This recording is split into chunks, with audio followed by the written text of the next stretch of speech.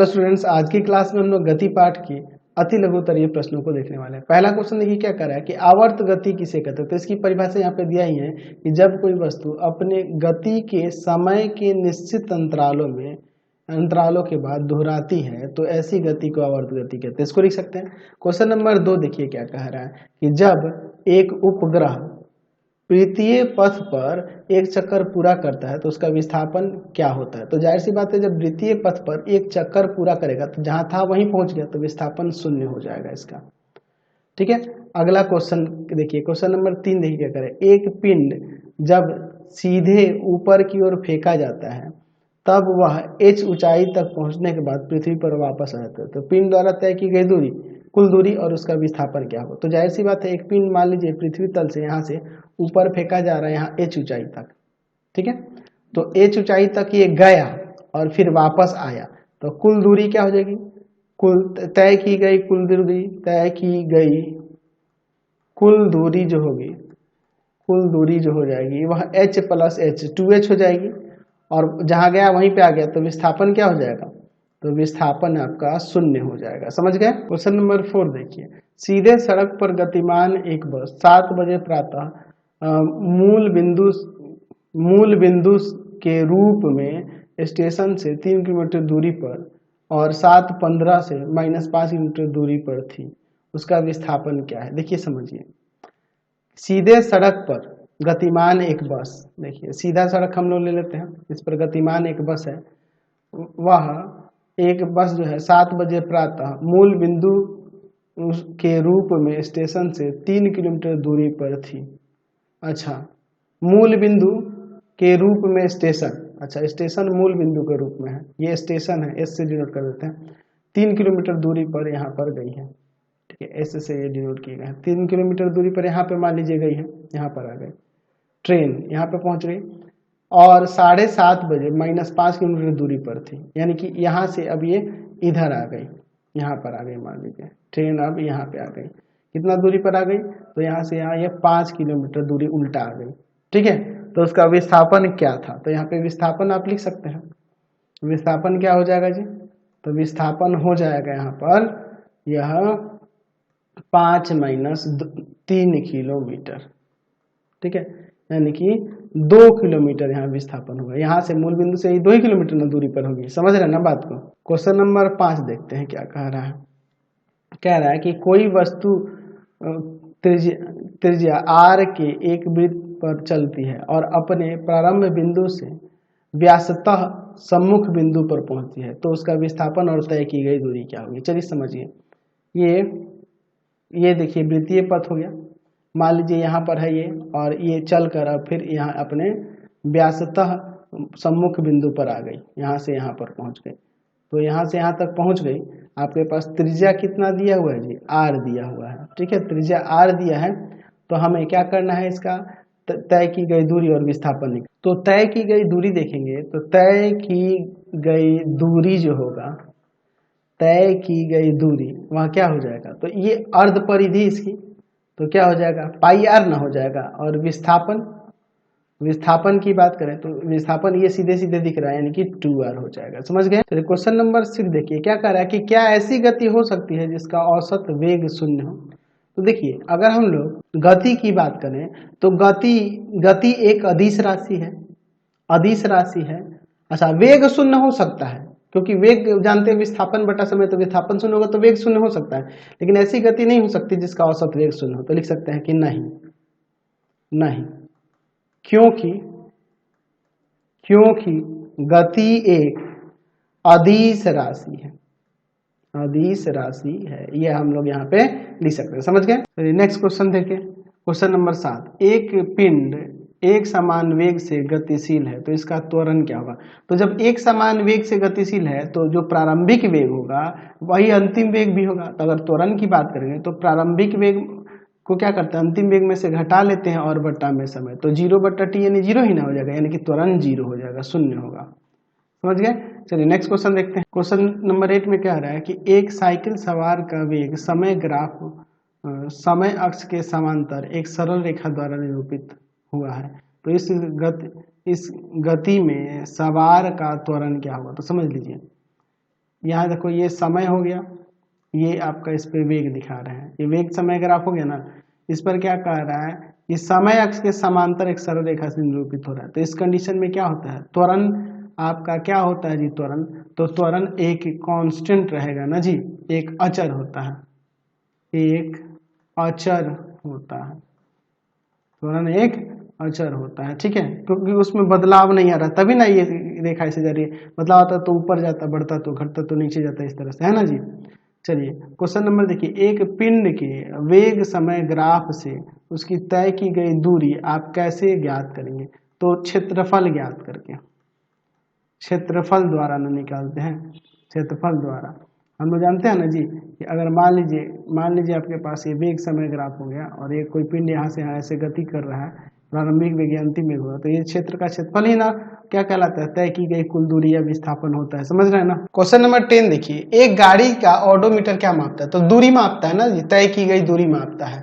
लिख सकते हैं तय की गई दूरी, तय की गई दूरी, तय की गई दूरी मापता है, समझे ना। अगला क्वेश्चन 11 नंबर क्या कह रहा है कि एक वस्तु द्वारा कुछ दूरी तय की गई, इसका क्या विस्थापन शून्य हो सकता है। तो देखिए एक वस्तु द्वारा कुछ दूरी तय की गई, क्या इसका विस्थापन शून्य हो सकता है, हाँ या नहीं, दोनों हो सकता है। हो भी सकता है, हो भी सकता है और नहीं भी, क्योंकि देखो अगर वो वृत्तीय पथ पर मान लीजिए यहां से चला और फिर वहीं पहुंच गया, या किसी भी पथ पे चला जहां से गया फिर वापस वहीं आ गया, तो उस कंडीशन में विस्थापन शून्य हो जाएगा, नहीं तो नहीं होगा, है ना जी। क्वेश्चन नंबर 12 देखिए, किस अवस्था में किसी वस्तु के औसत वेग का परिमाण उसकी औसत चाल के बराबर होता है।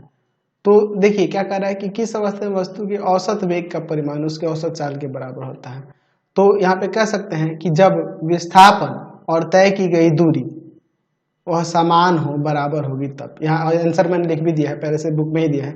किसी वस्तु की गति के विषय में आप क्या कह सकते हैं, जिसका चाल समय ग्राफ समय अक्ष के समांतर एक सरल रेखा। तो जब समय अक्ष के समांतर होगी तो हम कह सकते हैं, ऐसा कह सकते हैं कि वह वस्तु जो है एक समान चाल से गति कर रही है, ठीक है।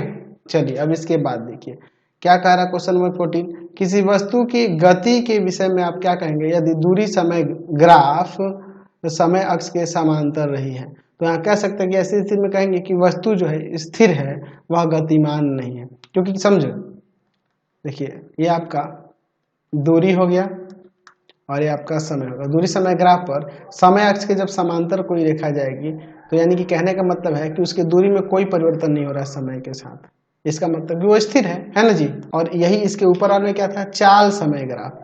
तो इस पर ये समय है और इस पर चाल है।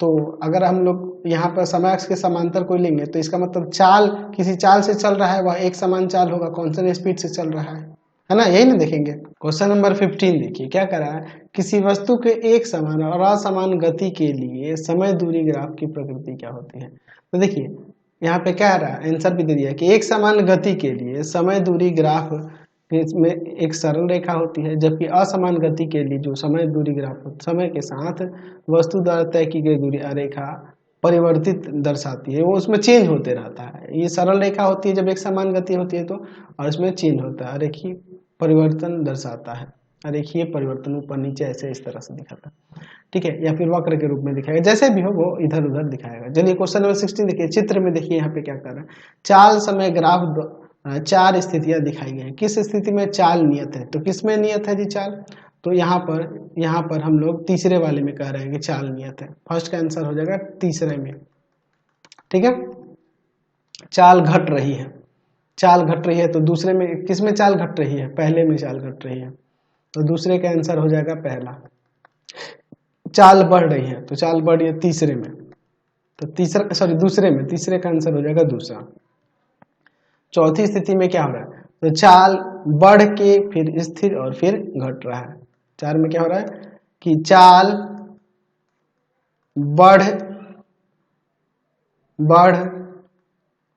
अचर और घट रही है, हम लोग ऐसे लिख सकते हैं, समझ गए। नेक्स्ट क्वेश्चन देखते हैं हम लोग यहाँ पर 17 नंबर। 7 मीटर त्रिज्या की एक वृत्त पर कोई वस्तु 4 मीटर प्रति सेकंड एक समान चाल से चल रही है तो एक चक्कर पूरा लगाने में कितना समय लगा, समय निकालना है। तो देखिए यहाँ पर क्या दिया है, t इक्वल टू में हम लोग लिख सकते हैं 2 पाई r, तो 2 पाई के जगह पे आप लिख दो 22/7, ठीक है, या पाई ही रहने दो, कोई दिक्कत नहीं है।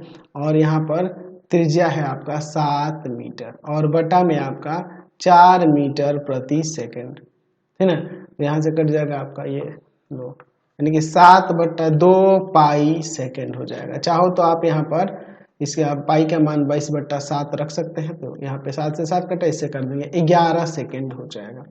चलिए अगला क्वेश्चन देखिए 18 नंबर, क्या कह रहा है कि वेग समय ग्राफ के नीचे के क्षेत्र से मापी गई राशि क्या है, तो क्षेत्रफल को दर्शाती है। यहाँ पे मैंने आंसर भी लिख दिया है। वो क्षेत्रफल किसके बराबर होता है, तो जो क्षेत्र का क्षेत्रफल जो मापी जाती है वह विस्थापन के बराबर होता है। क्वेश्चन नंबर 19 देखिए, अचर वेग के लिए विस्थापन समय ग्राफ की ढाल से कौन सी राशि ज्ञात होती है, वस्तु द्वारा तय की गई दूरी या वस्तु का वेग। तो यहाँ विस्थापन समय ग्राफ से, तो विस्थापन समय ग्राफ यानी विस्थापन समय ग्राफ किसके लिए होगा, वेग के लिए ना, वेग बराबर विस्थापन बटा समय होता है, तो वस्तु का वेग क्या हो जाएगा, वस्तु का वेग हो जाएगा इसका आंसर, है ना। चलिए नेक्स्ट क्वेश्चन देखते हैं 20 नंबर, एक समान वृत्तीय गति से आप क्या समझते हैं। तो एक समान वृत्तीय गति की परिभाषा लिख दीजिए। तो लिख सकते हैं कि जब एक कण वृत्तीय पथ पर एक समान चाल से चलता है तब उसकी गति को एक समान वृत्तीय गति कहा जाता है, ठीक है। क्वेश्चन नंबर 21 देखिए, क्या एक समान वृत्तीय गति में किसी वस्तु का वेग हमेशा परिवर्तित होते रहता है। तो हाँ, वेग परिवर्तित होता है, चाहे चाल एक समान हो तो भी कोई दिक्कत नहीं है, वेग परिवर्तित होते रहता है क्योंकि दिशाएं बदलती रहती है प्रत्येक बिंदु पे, इसलिए वेग परिवर्तित होते रहता है। 22 नंबर, एक डोरी के छोर पर बंधे किसी वस्तु की वृत्तीय पथ पर घुमाने पर वृत्त की गति की दिशा क्या होती है। तो अगर हम लोग देखें तो हम लोग एक डोरी से बांध लें किसी वस्तु को और इसको ऐसे गोल घुमाएंगे तो ऐसे हमें एक वृत्ताकार पथ मिलेगा, है ना। तो घुमाने पर जो वस्तु होगी, है ना, तो मान लीजिए यहाँ पर गति की दिशा क्या होगी, तो अगर वस्तु इधर से इधर मूव कर रहा है तो यहाँ पर उसकी दिशा कैसे होगी, ऐसे ही ना होगी जी, ऐसे होगी। तो यहाँ पे लिख सकते हैं कि वृत्तीय पथ पर स्पर्श रेखीय सीधी रेखा में गति करता है, स्पर्श रेखीय सीधी रेखा में, इस बिंदु पर फिर इधर गति हो जाएगी, इस बिंदु पर आप कहीं भी देखिएगा, मान लीजिए यहाँ पे देखते हैं तो ये गति अगर इधर मूव करे तो इस तरह से हो जाएगी, तो ये स्पर्शीय सीधी रेखा पर गति करता है, ऐसे हम लोग लिख सकते हैं। तो आज की क्लास में इतना ही, नेक्स्ट वीडियो में आगे क्वेश्चन देखेंगे। आपको हमारे 3 चैनल को सब्सक्राइब करना होगा। पहला है path finder classes Chhapra, path finder classes Chhapra. दूसरा है आपके पास भारती भवन रविकांत सर, भारती भवन रविकांत सर। और तीसरा चैनल है Ravikant sir RD Sharma solution. तीनों चैनल को सब्सक्राइब कर लेंगे और इससे रिलेटेड वीडियो के लिए सीधे डिस्क्रिप्शन में जाएंगे। इससे रिलेटेड नोट्स के लिए गूगल पे जाकर सर्च करेंगे www.ravikantsar.in और यहाँ जाकर आप सभी क्लासेस के नोट्स उनके पीडीएफ को डाउनलोड कर सकते हैं, पढ़ सकते हैं।